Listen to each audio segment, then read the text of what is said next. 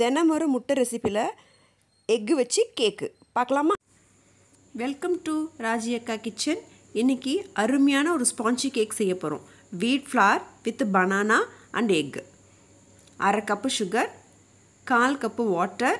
First இது ரெண்டுத்தையும் சேர்த்து சுகர் கேரமல் பண்ணிக்கலாம்.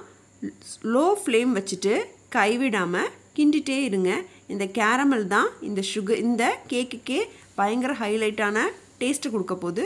ஸோ நல்லா லோ ஃப்ளேமில் வச்சுட்டு கைவிடாமல் கிண்டிகிட்டே இருந்திங்கன்னா ஸ்லோவாக அது கேரமல் ஆகும். நல்ல டார்க் ப்ரௌனிஷாக வந்தது தான் அதுதான் இதனோட ஸ்டேஜ். இப்போ பாருங்கள் வரும், இதுதான் இந்த ஸ்டேஜ். இந்த ஸ்டேஜ் வந்ததும் ஸ்டவ் ஆஃப் பண்ணிவிட்டு கொஞ்சோண்டு ஒரு 2 டீஸ்பூன் அளவு வாட்டர் சேர்த்துட்டு கூல் பண்ண விட்டுருங்க. அதுக்கப்புறம் 1 கப்பு நல்ல கனிஞ்ச பனானா, 2 எக்கு, 1/2 கப்பு சுகரு, அதுக்கப்புறம் 1/2 கப்பு ஆயில், இது கூட 1 கப்பு கோதுமை flour, 1/2 table spoon baking powder,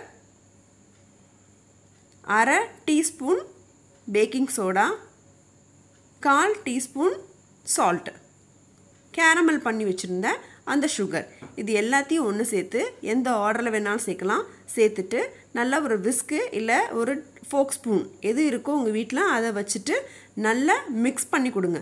ஃபுல்லாக எல்லா இடத்துலையும் எல்லா மாவு எல்லாமே ஒன்றா ஈவனாக மிக்ஸ் ஆகணும், அவ்வளோதான்.